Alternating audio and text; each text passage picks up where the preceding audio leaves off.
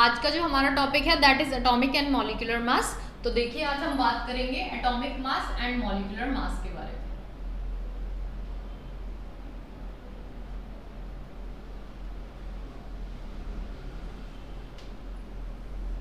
So let's start. What is atomic and what is molecular मास? तो देखिए atomic mass का मतलब है मास ऑफ एन एटम। जब आप एक एटम के मास की बात करते हैं दैट इज एटॉमिक मास। वहीं पे मॉलिक्यूलर मास क्या है? जब आप एक मॉलिक्यूल के मास की बात करते हैं then it is molecular mass. So easy. अब आप देखिए जब आप मास ऑफ एन एटम जब आप निकालते हैं, how can we calculate the mass of an atom? Mass of an atom को निकाला कैसे जाएगा? तो उसे निकालने के लिए इनिशियली हमारे पास उतना जो है एडवांस उतना हम नहीं थे, तो हमारे पास इतने डिवाइसेस अवेलेबल नहीं थे उस टाइम पे। जो एटम है वो अब भी बहुत मैटर का सबसे छोटा पार्टिकल है, क्योंकि एटम मैटर का सबसे छोटा पार्टिकल है। It can not be isolated, क्योंकि उसको आइसोलेट नहीं किया जा सकता। तो क्योंकि हम उसको आइसोलेट नहीं कर सकते, इसीलिए हमने ऑब्जर्व किया कि किसी भी एक एटम के मास को निकालने के लिए हमने क्या किया, एक स्टैंडर्ड चूज करना शुरू करा। और वहां जो स्टैंडर्ड हमने चूज किया वो हमने चूज किया बेटा हाइड्रोजन। हाइड्रोजन को जब हमने एक स्टैंडर्ड माना तो हमने ये देखा कि हाइड्रोजन बहुत लाइट है, आपका हाइड्रोजन बहुत लाइटेस्ट पार्टिकल है and it is very useful to calculate the atomic mass of any other element. But hydrogen से के साथ थोड़ी सी प्रॉब्लम्स थी। क्या प्रॉब्लम्स थी? Hydrogen eight normal condition can not react with every element in the periodic table. Periodic table में हर एक element के साथ हाइड्रोजन उतना ज्यादा रिएक्टिव नहीं था नॉर्मल कंडीशंस पे। और अगर आप हाइड्रोजन की मदद से किसी दूसरे एलिमेंट के मास को निकालते हो बेटा, तो उस एलिमेंट को हमें उसके साथ रिएक्ट करवाना पड़ता है। तो उस केस में हमने सोचा कि फिर हाइड्रोजन को हम नहीं ले सकते, लाइटेस्ट है ठीक है, बट हाइड्रोजन को हमने इसलिए नहीं लिया क्योंकि वो सबके साथ रिएक्ट नहीं कर पा रहा है। तो फाइनली अब आप देखिए मैंने क्या बोला, एक एटम के मास को निकालने के लिए we have to take the standard. हमें एक स्टैंडर्ड चूज करना पड़ेगा उस एटम के मास को निकालने के लिए, क्योंकि हमारे पास डिवाइस नहीं है।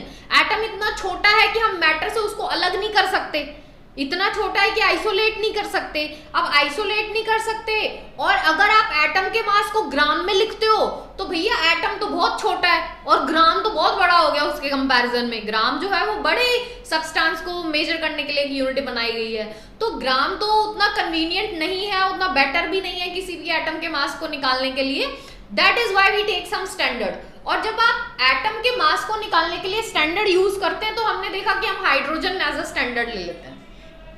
अब अगर आप हाइड्रोजन एज अ स्टैंडर्ड लेते हैं तो फिर प्रॉब्लम आई कि भाई रिएक्टिविटी उतना ज्यादा नहीं है, तो हमने दूसरा स्टैंडर्ड ले लिया। चलो हाइड्रोजन छोड़ते हैं, हाइड्रोजन के बाद दूसरा स्टैंडर्ड ले लिया ऑक्सीजन। अब अगर आप ऑक्सीजन को एज अ स्टैंडर्ड लेते हैं तो ऑक्सीजन का जो मास था हमने वो कंपेयर करके हाइड्रोजन से निकाला कि ऑक्सीजन जो है that is 16 times heavier than hydrogen.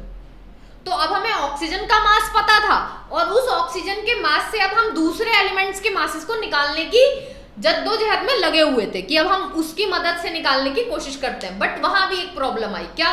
कि जो ऑक्सीजन है बेटा, ऑक्सीजन कंटेन आइसोटोप। ऑक्सीजन में 16 भी होता है, 17 भी होता है, 18 भी होता है। What are isotopes? Isotopes is basically what the element when elements having same atomic number. जब आपके एलिमेंट का एटॉमिक नंबर सेम हो लेकिन एटॉमिक मास डिफरेंट हो जाए देन इट इज जो है आपका then it is called as isotopes. तो ऑक्सीजन में जो एलिमेंट है, यहां देखिए ऑक्सीजन का एटॉमिक नंबर तो सबका ही 8 है, लेकिन कुछ 16 दिखा रहा है, कुछ 17 दिखा रहा है, कुछ 18 दिखा रहा है। तो एक ही एलिमेंट जिसका मास ही बार बार फ्लक्चुएट करेगा। अब आप जब ऑक्सीजन का एलिमेंट लेंगे तो आपको उसमें दिखेगा थोड़ी कि ये 16 है, 17 है या 18 है, बिकॉज आइसोटोप में नंबर तो सेम ही होता है। अब अगर बाई चांस ऑक्सीजन 16 के बजाय 17 आ गया, 18 आ गया, तो उस केस में जो आपने स्टैंडर्ड चूज किया उसी का मास फ्लक्चुएट कर रहा है। अगर उसका खुद का मास फ्लक्चुएट करेगा तो सामने वाला जिसका आप निकाल रहे हो ऑब्वियस सी बात है उसका एक्यूरेट मास जो है वो हम निकाल ही नहीं पाएंगे। So that is what we are having a problem over there. तो क्योंकि यहाँ पे हमारे साथ एक प्रॉब्लम आ गई आइसोटोप्स से रिलेटेड, तो इसको भी हमने कैंसिल कर दिया। फाइनली एक और आइसोटोप्स जो है हमारे पास आया, और वो आइसोटोप जो है वो क्या था आपका, next one is your carbon. अब हमने लिया carbon as a isotope. Carbon का एटॉमिक मास कितना है? 12। एंड दैट एटॉमिक मास 12 जो है, यहाँ पे कार्बन जो है वो बहुत अच्छा एलिमेंट है, आप बोल सकते हैं टिकाऊ।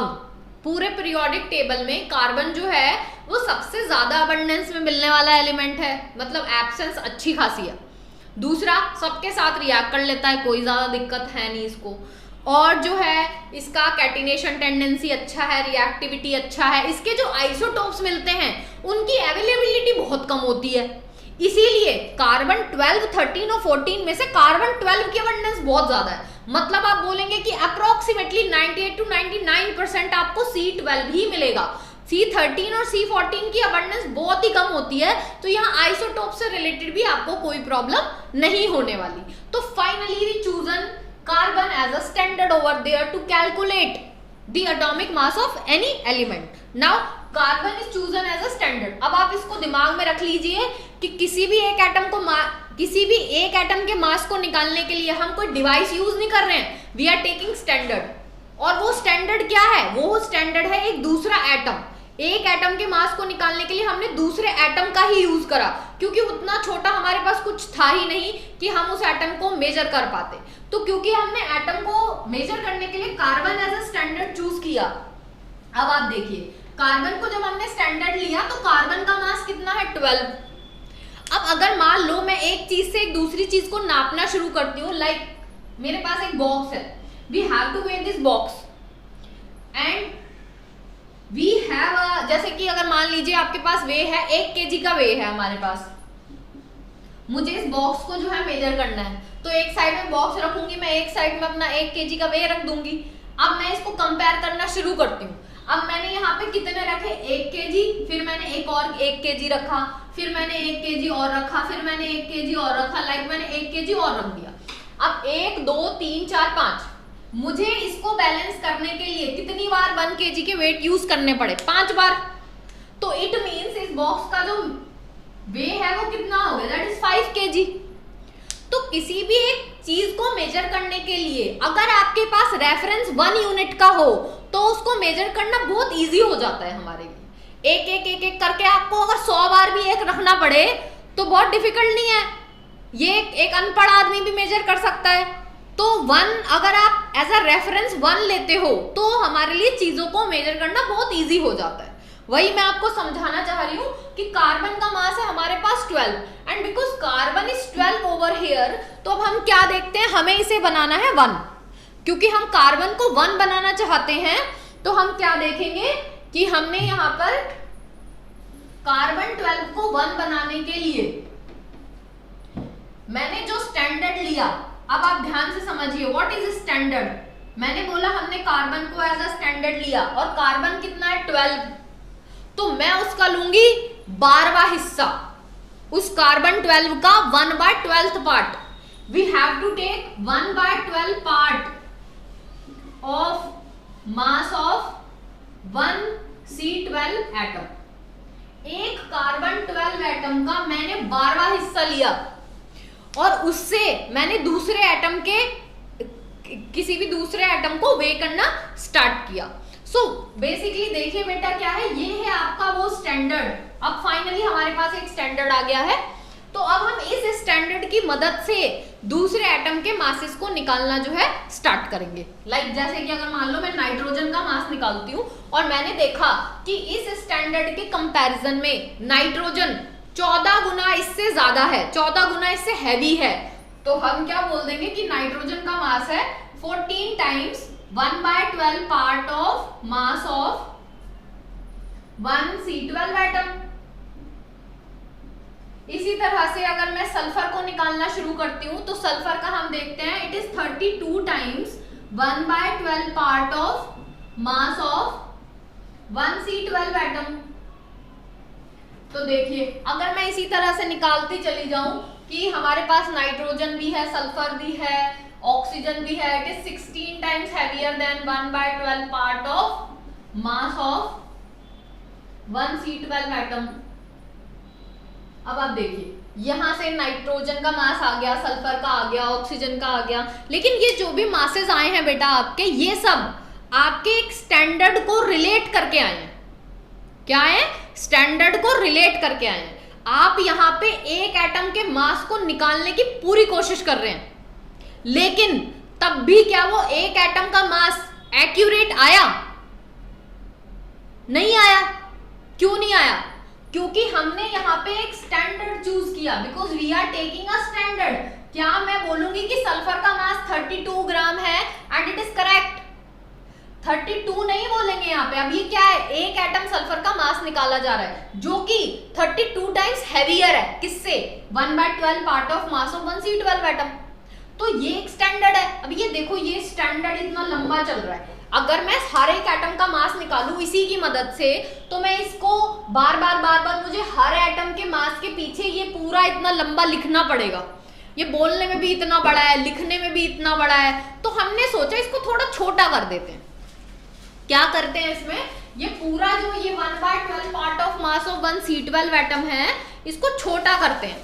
और ये क्या है? आप देखिए, ये हर एक एलिमेंट के मास के पीछे आ रहा है, तो ये एक यूनिट की तरह काम कर रहा है।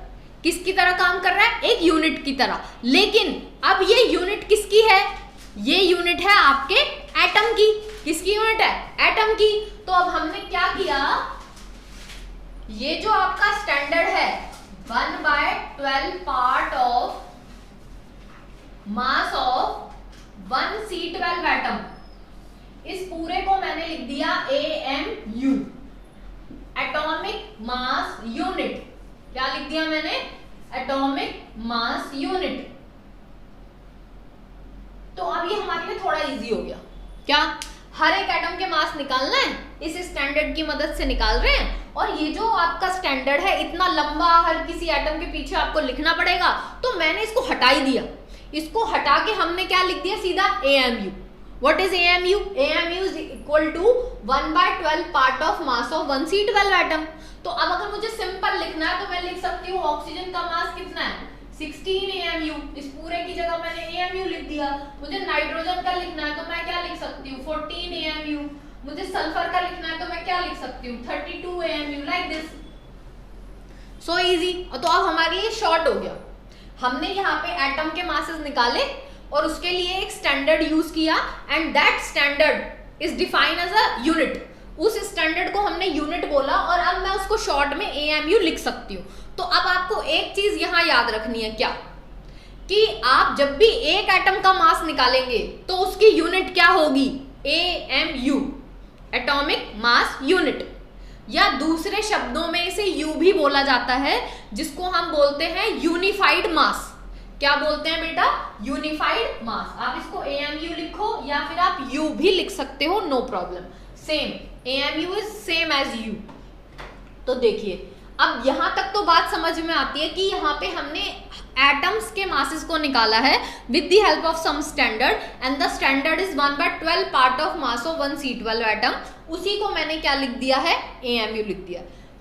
एटम के मासेस तो निकल गए, लेकिन अगर मुझे बिल्कुल करेक्ट मास चाहिए, तो करेक्ट मास निकालने के लिए अगर मेरे पास इस स्टैंडर्ड की भी वैल्यू आ जाए, तब कुछ बात बनेगी, तब निकलेगा पूरा। क्योंकि सल्फर, देखिए, sulphur is 32 times heavier than 1/12 part of mass of 1C12 atom. तो सबसे पहले तो आप इस स्टैंडर्ड की वैल्यू निकाल लीजिए ना। अगर मैं इस स्टैंडर्ड की वैल्यू निकाल के इसको मल्टीप्लाई कर दूं, तो तब यहाँ पे एक्यूरेट वैल्यू आ जाएगी आपकी। तो अब हमने क्या किया? हमने किया कि AMU का मैंने वैल्यू निकाल लिया with the help of mass spectroscopy. AMU से हमने एक कार्बन 12 एटम का मास जो है वो निकाल लिया, और यहां से जो AMU की वैल्यू आती है आपकी, वो कितनी आएगी? AMU is equals to 1.67 into 10⁻⁻24 gram. This is AMU। अब AMU मुझे पता चल गया। अब मुझे करेक्ट एक एटम का ग्राम में निकालना है, तो बस मैं क्या करूंगी? ऑक्सीजन का निकालना है। 16 AMU था, AMU की वैल्यू इतनी है, मल्टीप्लाई कर दो, आ जाएगा आपका answer. So what is this? अब आप बोलोगे कि हम तो ऑक्सीजन का मास 16 ही पढ़ते हैं, मैम आपने पता नहीं क्या बता दिया ये। तो ये बेटा कुछ नहीं है, ऑक्सीजन का मास जो आप 16 पढ़ते हो, उसके पीछे भी एक राज है जो मैं नेक्स्ट लेक्चर में खोलूंगी। तो अब आप देखो, ये जो ऑक्सीजन है कि ये यहाँ पे अगर मुझे एक ऑक्सीजन एटम का मास निकालना है वो भी ग्राम में, तो हमें क्या करना पड़ेगा, उसके मास को 1.67 into 10⁻⁻24 से मल्टीप्लाई करना ही पड़ेगा, क्योंकि AMU की वैल्यू रखेंगे तभी तो आंसर आएगा। AMU is what, standard which is chosen for calculating the atomic mass. तो अब यहां से आपने जितने भी मासेस निकाले that is what, relative atomic मास, वो एक्यूरेट नहीं थे क्योंकि आपने ये सारे मासेस एक स्टैंडर्ड से रिलेट करके निकाले हैं, इसीलिए इन सारे मासेस को क्या बोला जाएगा, relative atomic mass. Is that clear? I think it is clear. तो अब देखिए यहां पे हम बात करते हैं एवरेज एटॉमिक मासेस के बारे में। एवरेज एटॉमिक मास आपके क्या होते हैं, देखिए आप देखते हैं कई बार कुछ कुछ एलिमेंट्स के मास आपको फ्रैक्शन में दिए होते हैं। अब कुछ एटम्स के मास अगर आपको फ्रैक्शन में दिए हैं तो वो जो फ्रैक्शन में मासेस आते हैं वो कैसे आते हैं, देखिए लाइक क्लोरीन ले लेते हैं हम। क्लोरीन के आइसोटोप होते हैं, एक क्लोरीन 35 में मिलता है और एक 37 भी मिलता है, और इसकी जो अबंडेंस रेशो है, मतलब ये जो हमें मिलता है वो किस रेशो में मिलता है, ये मिलता है हमें 3:1 के रेशो में, मतलब क्लोरीन में 3 पार्ट इसके मिलेंगे तो 1 पार्ट इसका मिलेगा, that is what abundance is. अब यहाँ क्या होता है कि कुछ एलिमेंट, एक ही एलिमेंट के अंदर उस एलिमेंट के मासेस अलग अलग है, नंबर तो सेम है, मास अलग अलग है, it means it is isotope. अब अगर ऐसा है तो अब हम क्या करेंगे कि क्लोरीन को 35 बोलेंगे कि क्लोरीन को 37 बोलेंगे, तो उन्होंने क्या करा, एवरेज एटॉमिक मास निकाल दिया। एवरेज एटॉमिक मास, एवरेज एटॉमिक मास में क्या किया हमने कि क्लोरीन जो है 35 वाला जो मिल रहा है वो 3 रेशो में मिल रहा है, और 37 वाला जो है वो 1 रेशो में मिल रहा है, और इसका हमने एक एवरेज निकाल दिया, it comes out to be 35.5। इसीलिए हम बोलते हैं कि क्लोरीन का मास कितना है, 35.5। तो ज्यादातर आप देखते हैं कि एलिमेंट्स का जो मास है वो फ्रैक्शन में ही पढ़ते हैं, वो इसीलिए पढ़ते हैं क्योंकि एक एलिमेंट में एक से ज्यादा मासेस होते हैं। अब इतने सारे मासेस कैसे बताएंगे पीरियोडिक टेबल में, तो हमें एक ही दिखाना है, तो उसको दिखाने के लिए we are choosing average atomic mass. तो बेटे आज हमने 2 चीजें डिस्कस करी, first is relative atomic mass and second one is average atomic mass. Relative atomic mass में हमने एटम के मासेस को निकाला है with the help of standard, और एवरेज एटॉमिक मास में हमने क्या किया है, अगर आपके पास एक ही एलिमेंट के एक से ज्यादा मासेस आ रहे हैं तो आप उसकी एवरेज निकाल के उसका एक मास डिस्कस कर सकते हैं। So thank you very much.